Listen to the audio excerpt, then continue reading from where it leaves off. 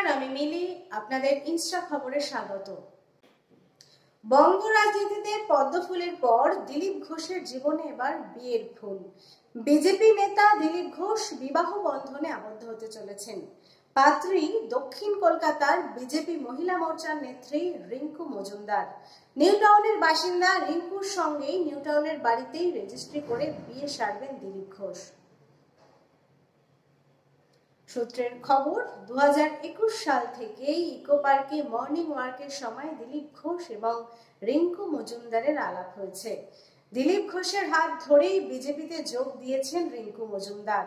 61 বছর বয়সী দিলীপ ঘোষের সঙ্গে 51 বছর বয়সী রিঙ্কু মজুমদারের বন্ধুত্বতা বাড়তে থাকে। ইকো পার্কে তাদের নিয়মিত দেখা হতো। এরপর রিঙ্কু মজুমদার দিলীপ ঘোষকে বিয়ের প্রস্তাব দিয়েছেন। মায়ের অনুমতি নিয়েই দিলীপ ঘোষ এই বিয়েতে রাজি হন।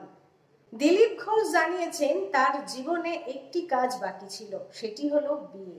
আজ সেই কাজও সম্পূর্ণ হতে চলেছে। সূত্রের খবর, আজ সন্ধ্যায় রেজিস্ট্রি করে বিয়ে হবে। দিলীপ ঘোষের রাজনৈতিক জীবন কেমন ছিল চলুন একটু দেখা যাক।